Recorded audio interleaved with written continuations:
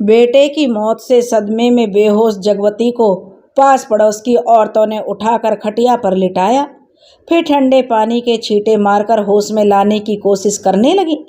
यह मनहूस खबर जंगल में आग की तरह तेजी से आसपास के कई गांवों में फैल गई। जिसने भी सुना जिस हालत में था उसी हालत में जो सही राम के घर की ओर दौड़ पड़ा। गांव वाले और इस दर्दनाक खबर को सुनकर आसपास के गांव में रहने वाले रिश्तेदार जो आए थे, इस हादसे से पीड़ित परिवार की मदद को तत्पर हो गए। सब बिरजू की अंतिम यात्रा का प्रबंध करने में जुट गए। कुछ घंटे में बिरजू की अंतिम यात्रा की सारी तैयारियां हो गईं। बस अब इंतजार था कि जगवती को होश आ जाए और वो अंतिम बार अपने लाडले को देख ले, दुलार ले, तो फिर उसे ले जाएं। पर जगवती की मूर्छा थी कि टूटी नहीं रही थी। बड़ी कोशिशों के बाद जगवती की मूर्छा टूटी। सही राम उसके करीब ही बैठा हुआ था।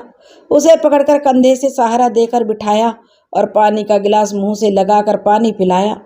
थोड़ा संभलने पर जगवती ने इधर उधर देखा और सही राम से बोली, इन लोगों को कोई काम धाम नहीं है, अभी तक यहीं है, अपने घर नहीं गए? पर मुझे तो बहुत काम है, सब काम बिखरा पड़ा है। फिर सही राम को सहारा लेकर खड़े होते हुए बोली, अभी इनको अपने घर वापस जाने को बोलती हूँ।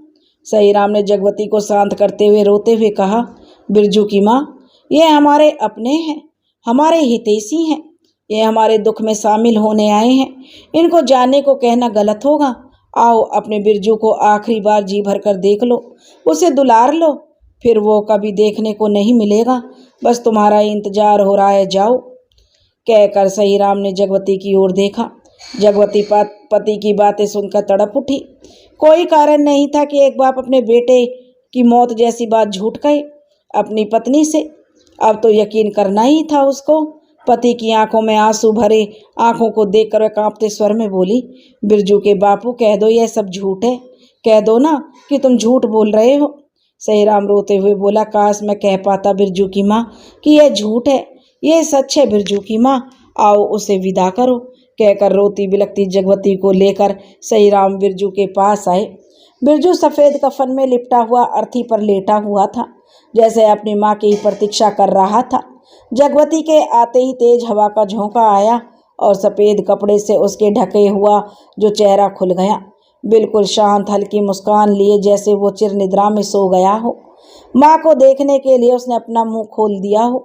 जैसे जगवती निढाल सी बिरजू के पास बैठ गई और उसका चेहरा अपने हाथों से सहलाकर चूमने लगी। रोते हुए बोली, मेरे लाल, कहाँ तो मैं तेरी तैयारी